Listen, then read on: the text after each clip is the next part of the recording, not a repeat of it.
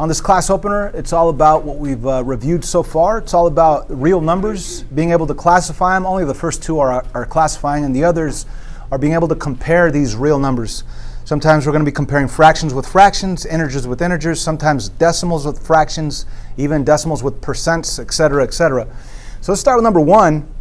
We want to, whoa, that didn't work. Hold on a second. So number one, let's classify negative 1.5. If you have a negative sign, does that automatically make it an integer? No, right? If you have a decimal or a fraction, what do we call it? Rational. Jumping to number two, when we classify the square root of 4, you first have to think, what is the square root of 4? And what do you guys say? 2. It's actually 2, and 2 is the nice natural number, natural. Okay, now we get to the fun stuff down here. We're going to be comparing fractions. Let's compare 1/10 with 1/100th. What do you guys think? Which one's bigger? 1/10 is bigger, and that's why it opens up to the 1/10. Okay. Now you could visualize if you wanted to, but it would take a really long time. Like if you were to chop one unit up into 10 pieces, that's not that bad, and then you only shade in one of them. On this one, you have to chop it up 100 pieces, so you'd be there all day chopping it up into 100 pieces. And obviously this piece would be bigger. And if not, you could get a calculator and just do 1 divided by 10, and you'll get 0.1. And if you do 1 divided by 100, that's 0.01. So obviously 0.1 is bigger than 0.01. Let's move on to this guy. Negative 27 or negative 29? Which one's bigger? Negative 27. Negative 27 is bigger. Because if you think about the number line, the negative 29 would be further to the left, and the negative 27 would be on the right side, which means that negative 27 is greater.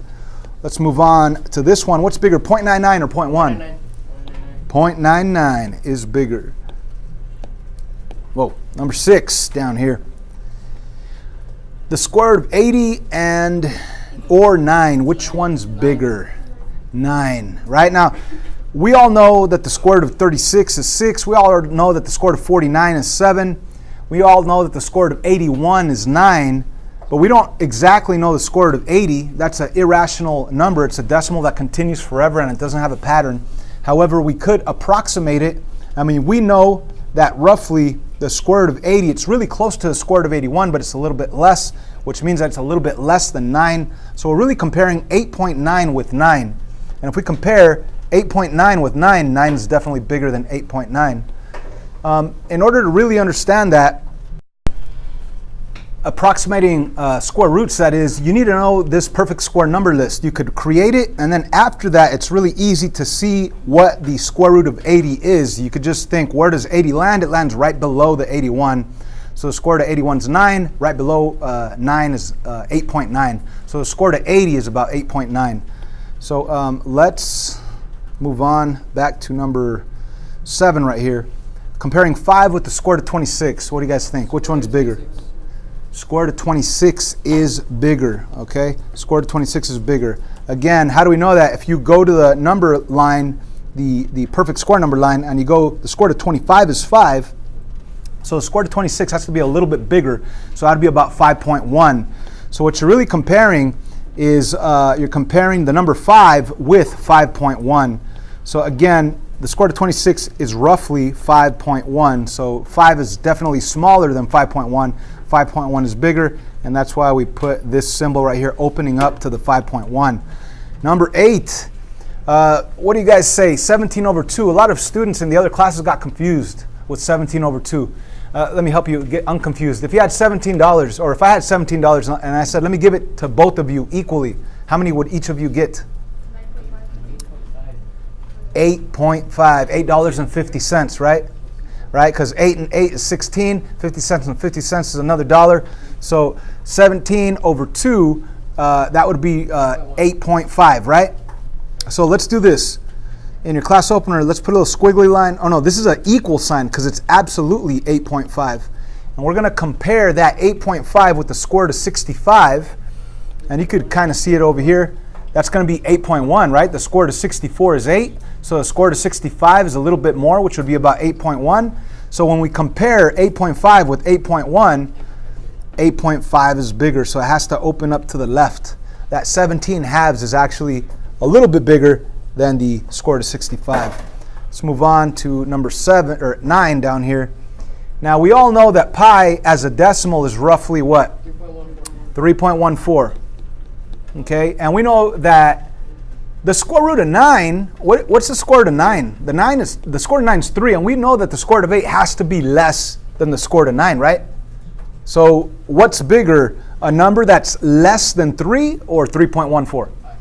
Pi is bigger. So it opens up that way. Moving on, number 10. We compare 7.9 with the square root of 53. Let's find out or get an idea of what the square root of 53 is by looking at the number or the perfect square number list up here. 53 lands, it's not a little bit more than 49.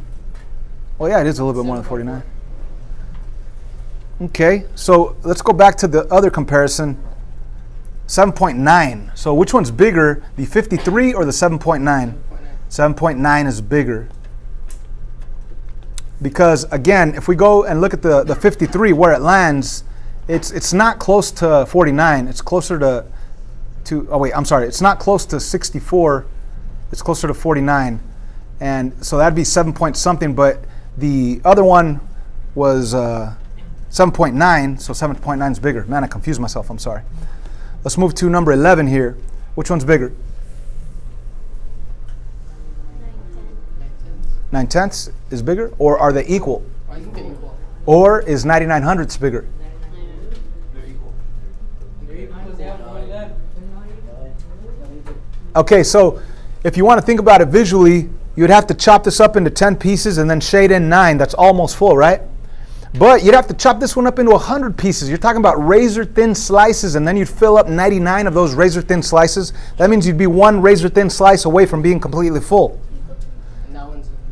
So which one would be bigger? The 99/100. Now, visually right there, that'd be horrible because it would take you all day to chop it up into 100 pieces. But how about this? Let's divide it with the calculator. What's 9 divided by 10? Actually, how do you read that fraction? 9/10. 9/10. So if you converted it to a fraction, to a decimal, it'd be 0.9. That's really 9/10, right? Now the other one, 99 over 100, 99/100. What's that really? That's 99 with a point in front. So which one's bigger, the 0.9 or the 0.99? 0.99, right? 99 cents is definitely greater than 90 cents. So the 99/100 is definitely greater than the 9/10. So that's why I put that less than symbol right there. Moving on. 12. 43 over 50 or 68 or 86%. Which one's bigger? Or are they equal? First of all, most of us might be thinking this is a little too tough because it's not the same type of number. You have a percent and you have a fraction. Let's make them the same type of number. Now we said that we could convert easily percents to fractions because what does percent mean? Over 100, per 100, right? There's 100 cents in a dollar, there's 100 centimeters in a meter, there's 100 years in a century. The word cent means 100. So we do have 86 over 100. Now, we said that when you have two fractions compared to each other, if you get the same denominator, you could compare numerators. So if you say 50 times 2 times 2, you're going to get 86 over 100 as well, which means that these guys are equal. So number 12, they are equal. Let's move on. Number 13, 25% or 2 over 8. 25% as a fraction, what's that going to be? Yeah, it's going to be 1 over 4. 25 over 100, that's going to become 1 over 4. Okay, now 2 over 8, you could reduce that if you want, or you could change the 4 to become an 8. Either way, it's equal, right? So if I reduce 2 over 8, if I reduce by 2, you're going to end up with 1/4 as well. So we know that those are equal. So these guys are equal.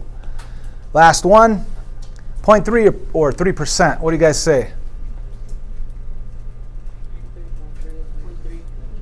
0.3 is bigger? 0.3 is bigger. 3% is bigger?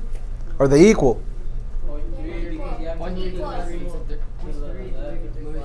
Okay.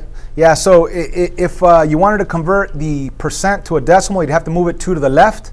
Or you could also convert both of them to fractions, since we know that 3% is really 3 over 100. And 3/10, this is in the tenths position. That's really the fraction 3 over 10. Now, if you compare those, we have different denominators. I'd have to multiply by 10, and that would be 30 over 100. And now you could compare the 3 way bigger than the 30 way bigger than 3. So the answer is 3/10 is definitely greater than 3%. That's a class opener, guys.